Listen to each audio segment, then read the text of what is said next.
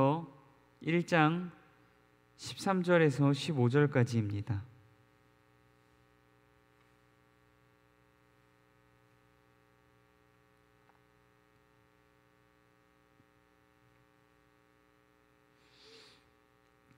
(13절에서 15절까지) 세 절 말씀 함께 천천히 합독하겠습니다.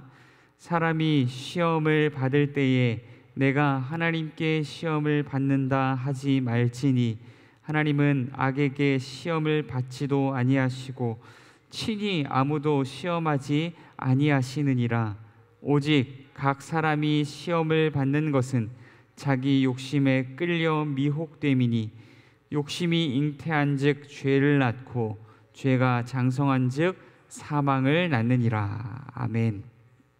기도하겠습니다.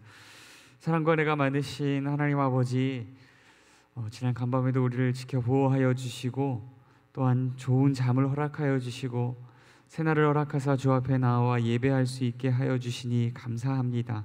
하나님, 이 시간 예배할 때에 우리의 온 마음과 정성과 뜻과 힘과 생명을 주 앞에 부어드리게 하시고 주께서 우리의 예배를 기뻐 흠양하여 받으시고 하늘문을 여시고 넘치는 은혜와 평강과 위로와 축복을 우리에게 내리워 주시는 귀하고 복된 시간 되게 하여 주시옵소서.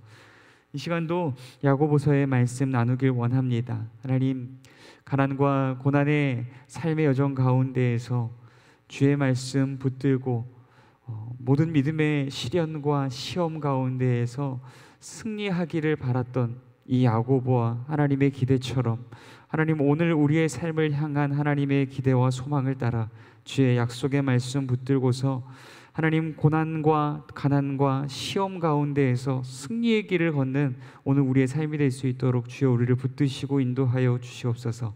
함께 하시기 소원합니다. 거룩하신 예수님 이름으로 기도드립니다. 아멘. 오늘 말씀, 시험하시나 시험하지 않으시는 하나님이라는 주제로 함께 말씀 나누고자 합니다. 우리 본문 13절 말씀 함께 읽어보도록 하겠습니다. 본문 13절 말씀 함께 읽겠습니다. 사람이 시험을 받을 때에 내가 하나님께 시험을 받는다 하지 말지니 하나님은 악에게 시험을 받지도 아니하시고 친히 아무도 시험하지 아니하시느니라. 아멘. 오늘 본 말씀에 보면 사람이 시험을 받을 때에 하나님께 시험을 받는다, 내가 하나님께 시험을 받는다 라고 말하지 말라고 하고 있습니다. 왜입니까? 하나님은 친히 시험을 받지도 않으시고 사람을 시험하지도 않으시는 분이시기 때문입니다. 여러분, 이 말씀대로라면 하나님은 사람을 시험하지 않으시는 분이십니다. 제가 여러분께 묻겠습니다. 여러분, 맞습니까? 이 말씀의 의미가 여러분에게 그대로 믿어지십니까? 하나님은 과연 사람을 시험하지 않으시는 분이실까요? 그렇다면 창세기 22장의 아브라함을 시험하신 사건은 무엇일까요? 창세기 22장 1절 말씀을 제가 있는 그대로 읽어드리겠습니다. 그 일 후에 하나님이 아브라함을 시험하시려고 그를 부르시되 아브라함아 하시니 그가 이르되 내가 여기 있나이다. 아멘. 모세는 분명히 하나님께서 아브라함을 부르신 이유를 시험하려고 부르셨다라고 정확하게 기록하고 있습니다. 그렇다면 모세에게, 아브라함에게만 하나님께서 예외적으로 일하신 것일까요? 시험하신 것일까요? 그렇다면 이스라엘 백성에게는 어떠할까요? 출애굽기 20장 20절 말씀, 출애굽기 20장 20절 말씀을 제가 읽어드리도록 하겠습니다. 모세가 백성에게 이르되 두려워하지 말라. 하나님이 임하심은 너희를 시험하고 너희로 경외하여 범죄하지 않게 하려 하심이니라. 아멘. 모세는 이스라엘 백성들에게 이렇게 이야기하는 것입니다. 하나님께서 너희 가운데에 임하신 이유는 하나님께서 너희를 시험하시기 위함이다 라고 정확하게 이야기하고 있습니다. 여러분, 이뿐이 아닙니다. 그렇다면 하나님께서 모든 하나님의 백성들 가운데 일하심은 또한 어떠할까요? 예레미야 말씀에서 이렇게 이야기합니다. 예레미야 17장 10절 말씀을 제가 읽어드리겠습니다. 예레미야 17장 10절 말씀입니다. 나 여호와는 심장을 살피며 폐부를 시험하고 각각 그의 행위와 그의 행실대로 보응하나니. 아멘. 지금 이 말씀 가운데서 하나님은 사람의 마음 깊은 곳까지, 페브라함은 마음 깊은 곳을 의미하는 것입니다. 하나님께서는 사람을 마음의 깊은 곳까지 살피시고 시험하시는 분이라고 이야기하고 있습니다. 오늘 야고보서의 말씀에서는 뭐라고 했습니까? 사람이 시험을 받을 때에 내가 하나님께 시험을 받는다고 하지 말라. 왜입니까? 하나님은 친히 시험을 받지도 않으시고 사람을 시험하지도 않으시는 분이시기 때문입니다. 그런데 오늘 제가 창세기 말씀과 출애굽기 말씀과 예레미야 말씀을 찾아보았을 때에 그 말씀 가운데서 뭐라고 이야기합니까? 하나님은 사람을 시험하셨다. 나 여호와는 사람을 시험하는 하나님이다 라고 이야기하고 있습니다. 여러분, 그렇다면 진의는 무엇일까요?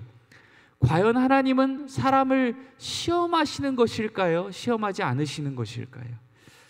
여러분, 이 부분에 대해서 헷갈리지 않으시도록 제가 이 시험이라는 단어에 대해서 정의를 내려드리도록 하겠습니다. 성경에서는 시험이라는 말이 의미하는 것이 세 가지 정도입니다. 첫 번째는 테스트입니다. 테스트. 첫 번째는 테스트이고요. 그리고 두 번째는 시련을 통한 연단입니다. 두 번째는 시련을 통한 연단입니다. 그리고 세 번째는 유혹입니다. 지금 성경 가운데에서 한 가지 의미로 시험이라는 단어로 표현하고 있지만 사실 이것이 의미하는 바는 세 가지인데요. 첫 번째는 뭐라고요? 테스트입니다. 그리고 두 번째는요, 시련을 통한 연단입니다. 그리고 세 번째는요, 유혹입니다. 그렇다면 하나님께서 시험하신다. 하나님께서 지금 창세기와 출애굽기와 예레미야 가운데서 사람을 시험하셨다고 하셨는데요. 그렇다면 시험하신다는 것은 어떠한 의미일까요? 첫 번째와 두 번째 의미입니다. 사람을 재어보고 달아보시는 테스트는 하나님께서 하십니다. 그리고 또한 하나님께서 시련을 통하여 사람을 연단하시고 정금과 같은 신앙으로 만들어 가기를 기뻐하시는 분이십니다. 하나님께서 사람을 시험하십니다. 그렇되 하나님께서는 사람을 테스트하시고 연단하신다는 것입니다. 그러나 하나님께서 사람을 시험하지 않는다는 것은 하나님께서 사람을 유혹하지 않는다는 의미입니다. 하나님께서 결단코 시험의 세 번째 의미로 사람을 유혹하지 않는다는 것을 기억하시기 바랍니다. 야고보서 1장 14절 15절에서 그래서 야고보 사도가 이렇게 이야기하는 것입니다. 14절 15절 말씀, 본문 14절 15절 말씀 함께 합독하도록 하겠습니다. 오직 각 사람이 시험을 받는 것은 자기 욕심에 끌려 미혹됨이니 욕심이 잉태한즉 죄를 낳고 죄가 장성한즉 사망을 낳느니라. 아멘. 여러분, 이 시험이라는 단어를 유혹이라는 단어로 바꾸어서 해석하면 더 잘 이해가 됩니다. 오직 사람이 유혹을 받는 것은 자기 욕심에 끌려 미혹될 뿐이라는 것입니다. 죄와 사망의 원흉이 곧 욕심이라는 것입니다. 하나님께서 사람을 테스트하시고 연단하실지라도 혹여 누군가 그 시험과 연단 가운데 넘어지고 무너진다면 그것으로 하나님을 핑계하고 하나님께 원망할 수 없습니다. 그는 단지 자기의 욕심에 끌려 유혹되고 미혹된 것이기 때문입니다. 여러분, 이 말씀을 더 잘 이해할 수 있도록 성경 속에서 예를 찾아볼 수 있도록 하겠습니다. 하나님은 태초에 하나님께서 아담과 하와를 에덴 동산에 두시고 에덴 동산 가운데 모든 실과를 마음껏 먹게 하시고 모든 것을 다스리게 하셨습니다. 그러나 하나님께서 단 한 가지만은 먹지 말라고 하셨습니다. 그게 무엇입니까? 바로 선악과입니다. 이것만은 먹지 말라. 이것을 먹는 날에는 네가 정령 죽으리라 라고 말씀하셨습니다. 여러분, 제가 성도님들께 가장 많이 받는 질문들 가운데 하나가 바로 이것입니다. 선악과에 관한 질문입니다. 하나님께서 먹으면 안 되는 선악과를 도대체 왜 만드셨냐는 것입니다. 그 먹으면 안 되는 위험한 선악과를 왜 동산의 중앙, 지금 여기 보이는 이 강대상과 같은 위치처럼 어디에 있어도 다 보일 수밖에 없는 동산 중앙에 왜 그 선악과를 두셨냐는 것입니다. 사람의 입장에서만 보면 참으로 이해하기 힘들 수 있습니다. 예컨대 이렇게 예를 들어볼까요? 말을 잘 알아듣지 못하는 갓난아기에게 여러분, 칼과 불은 굉장히 위험한 것입니다. 그러므로 우리는 함부로 아기 앞에 칼을 두지 않습니다. 그리고 함부로 아기 앞에 불을 피우지 않습니다. 만약 부모가 갓난 아기 앞에 칼을 일부러 가져다 주고 이거 만지면 안 돼, 이거 만지면 다쳐 라고 말한다거나, 부모가 갓난아기 앞에 일부러 불을 피워두고 이거 만지면 안 돼, 아뜨, 이거 만지면 다쳐 라고 말했다고 칩시다. 그런데 사리를 분별하지 못하고 부모의 말을 알아듣지 못하는 아기가 그것을 만져서 다쳤다라고 가정해 봅시다. 여러분, 그렇다면 이것은 누구 잘못일까요? 부모의 말을 알아듣지 못해서 만짐으로 다친 아기의 잘못입니까? 아니면 말을 알아듣지 못하는 아기 앞에 그것을 둔 부모의 잘못입니까? 누구의 잘못일까요? 당연히 부모의 잘못이겠죠. 말을 알아듣지 못하고 다칠 위험이 있다면 그 앞에 두면 안 되는 것이죠. 그것이 위험하다라고 말하는 것뿐만이 아니라 그 아기 앞에 칼을 두면 안 되는 것입니다. 그 아기 앞에 불을 피우는 것 자체가 잘못인 것입니다. 여러분, 성도님들께서 때로는 선악과의 문제를 이러한 맥락에서 생각하실 때가 있다는 것입니다. 아니, 먹으면 죽을 만큼 그렇게 위험한 것이라면 하나님께서 아예 만들지 않으면 되지 않았을까? 라고 생각하는 것입니다. 아니, 먹으면 죽을 만큼 그렇게 위험한 것이라면 하나님께서 그것을 굳이, 선악과를 굳이 이 동산의 중앙에 두셔야만 했을까? 라고 하는 이유 말입니다. 도대체 이 백해무익한 선악과를 하나님께서 왜 만드시고 도대체 왜 동산의 중앙 가운데 두셨냐는 것입니다. 선악과를 따먹은 것이 온전히 사람의 책임만은 아니지 않냐는 것입니다. 그 백해무익한 유혹의 거리를 만들고 동산의 중앙에 두어서 날마다 보게 만든 하나님의 잘못도 있지 않냐는 것입니다. 여러분, 어떻습니까? 맞습니까? 먹으면 안 되는 선악과를 만드신 분도, 그것을 동산의 중앙에 두신 분도 하나님이시니 선악과를 따먹은 것이 온전히 사람의 책임은 아니라고 할 수 있습니까? 사람과 하나님의 책임이 한 50%쯤 있다라고 봐야 되는 것입니까? 쌍방과 실입니까? 여러분, 결론을 먼저 말씀드리자면 결단코 아닙니다. 이 두 가지 전제를 기억해 주십시오. 첫 번째, 대부분의 사람은 사리를 분별할 수 있습니다. 무엇을 선택할 수 없는 갓난아기가 아니라는 것입니다.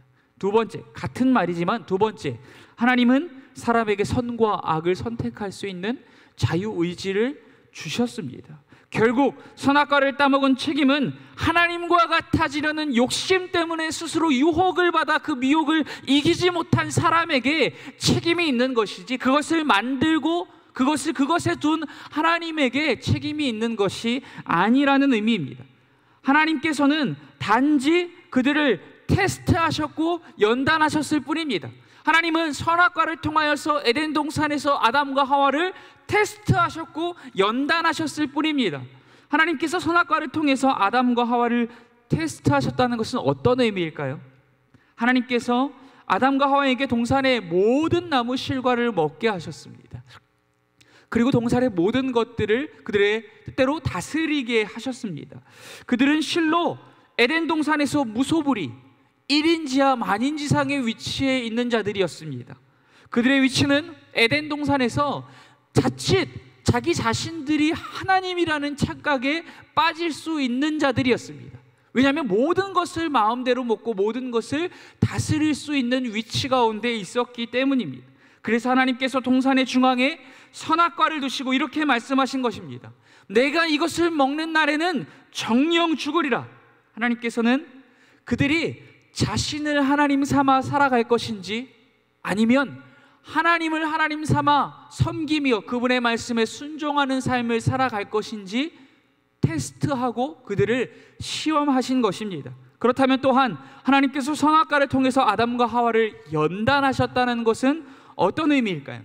아담과 하와는 동산을 거닐며 매일같이 동산의 중앙에 위치한 선악과를 볼 수밖에 없었을 것입니다.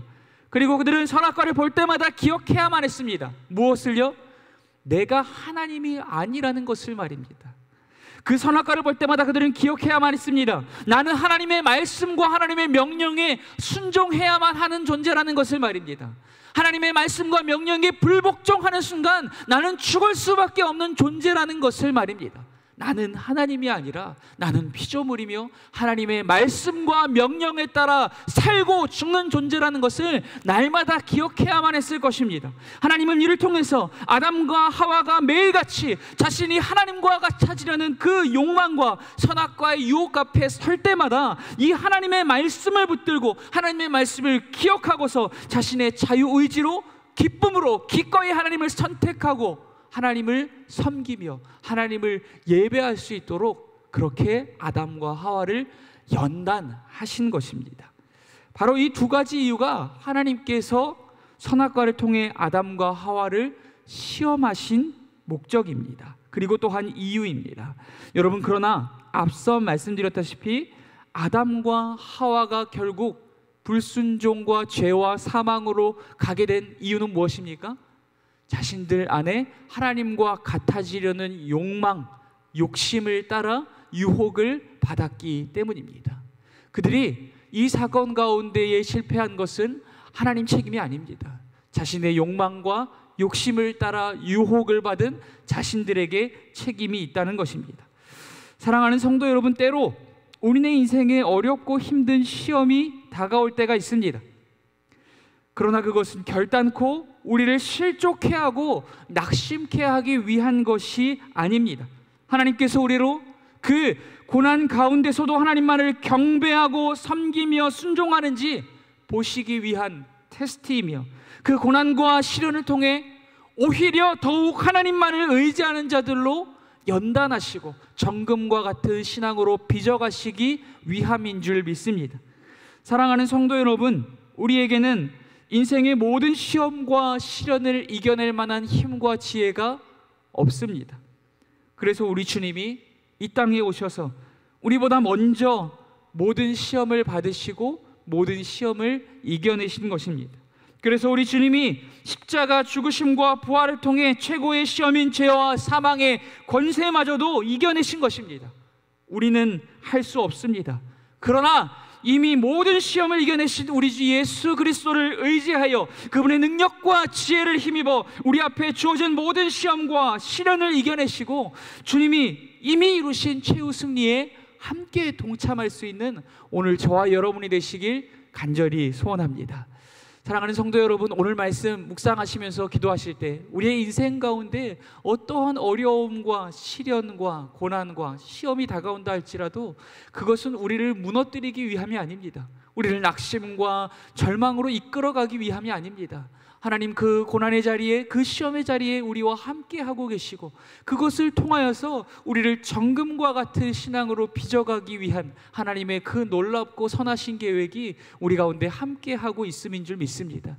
그러므로 말미암아 하나님의 약속을 바라보며 우리와 함께 하시는 하나님의 손을 붙들고 우리 앞에 주어지는 어떠한 시험이라 할지라도 담대히 맞서며 끝까지 이겨내며 최후 승리에 동참하는 오늘 저와 여러분이 될 수 있기를 간절히 또한 기도하는 이 아침이 되기를 소원합니다. 기도하겠습니다. 또한 나라와 민족과 가정과 교회를 위하여서 함께 기도하시고 또한 환우분들을 위하여서도, 마음이 무너진 자를 위하여서도, 삶의 힘든 여정을 겪고 있는 자들을 위하여서도 함께 기도 부탁드립니다. 특별히 우리 선민 형제를 위하여서 온전한 회복을 위하여서 함께 기도 부탁드리겠습니다. 기도하겠습니다. 사랑과 은혜가 많으신 하나님 아버지, 오늘도 귀한 말씀 나누게 하시니 감사합니다. 하나님, 사람을 하나님께서 시험하시나